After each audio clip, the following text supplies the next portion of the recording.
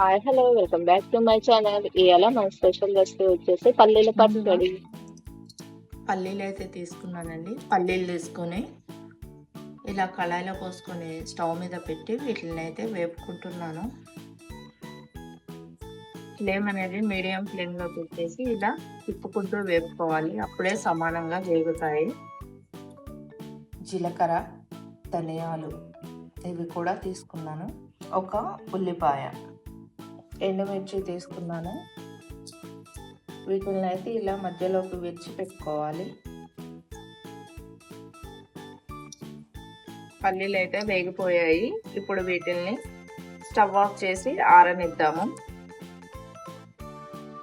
ఇప్పుడు పల్లీలు తీసేసి ఇదే కళాయిలో మనం తుంచి పెట్టుకున్నటువంటి ఎండుమిర్చి కూడా వేసి వేపుకోవాలి. ఇలా తిప్పుకుంటూ వేగనివ్వాలి, లేకపోతే మాడిపోతాయి. ఫ్లేమ్ మాత్రం మీడియం ఫ్లేమ్లో పెట్టుకోవాలి. ఇవి వేగేటప్పుడు ఘాట్ అనేది వస్తుందండి. ఆ ఘాట్ అనేది రాకుండా ఉండడానికి కొద్దిగా ఆయిల్ వేసుకుంటున్నాను. ఇలా ఆయిల్ వేయడం వల్ల ఘాట్ అనేది కొద్దిగా తగ్గుతుంది.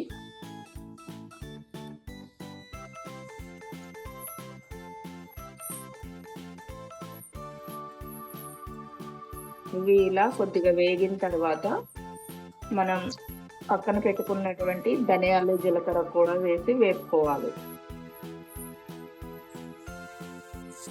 ఇవైతే కొంచెం వేగాయండి. ఇప్పుడు ఇందులోనే మనం పక్కన పెట్టుకున్నటువంటి జీలకర్ర,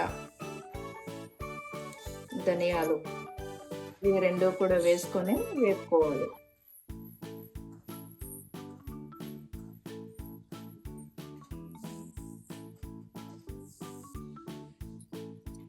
కొంచెం చింతపండు అయితే తీసుకొని ఇప్పుడు దీన్ని అయితే కడిగి కొద్దిగా వాటర్ పోసి నానబెట్టుకోవాలి. మనం ఈ చింతపండు నానబెట్టిన నీళ్ళు కూడా పచ్చడి మిక్సీ పట్టేటప్పుడు అందులో వేసేసుకుంటాము.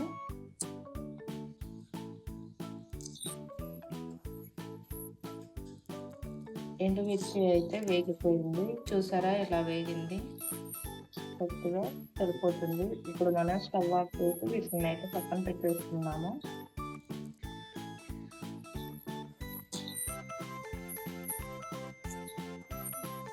ఇవైతే ఇలా వేగిపోయాయి, సరిపోతుంది. ఇప్పుడు వీటిని దింపుకుందాము, ఆరనిద్దాము. ఇందాకలా పల్లీలు అయితే పక్కన పెట్టుకొని ఆరనిచ్చాను కదా, అవైతే ఇలా పొట్టు తీసుకొని ఒక గిన్నెలో పెట్టాను. ఇప్పుడు వీటన్నిటిని మిక్సీ పట్టేసుకొని పచ్చడి రెడీ చేసుకుందాము. ఇప్పుడు ఈ మిక్సీ జార్ తీసుకొని ఇందులో మనం వేయించి చల్లార్చుకున్నటువంటి ఎండుమిర్చి, జీలకర్ర ఉన్నాయి కదా, వేసుకోవాలి.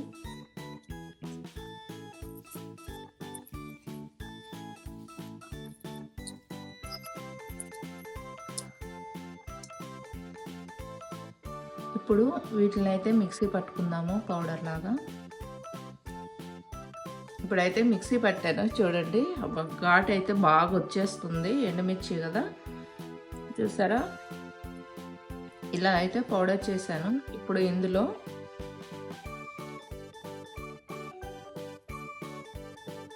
ఈ ఎల్లుల్లిపాయలు వేయాలి, అలాగే వేయించి మనం పక్కన పెట్టుకున్నాం కదా పొట్టు తీసేసి ఆ పల్లీలు వేసుకోవాలి.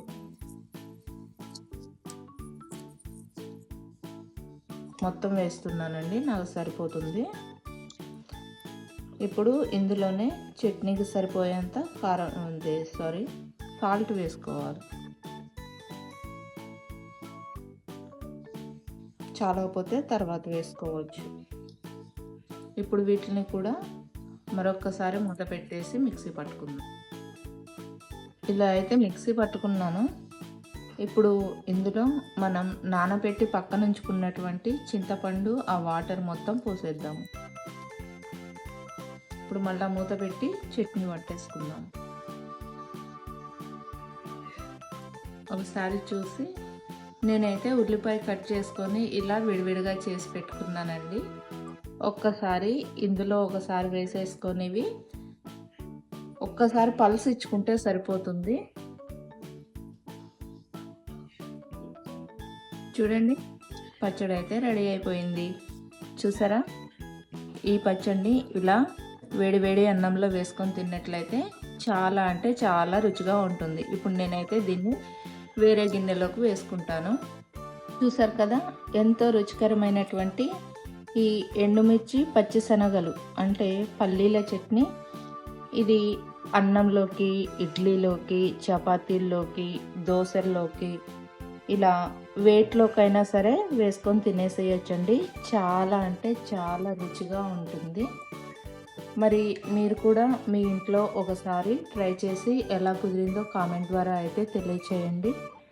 నా ఛానల్ని ఫస్ట్ టైం చూస్తున్న వాళ్ళు ఎవరైనా ఉంటే ప్లీజ్ సబ్స్క్రైబ్ చేసుకోండి. అలానే మీ ఫ్యామిలీ అండ్ ఫ్రెండ్స్కి సజెస్ట్ చేయండి. ఓకేనా?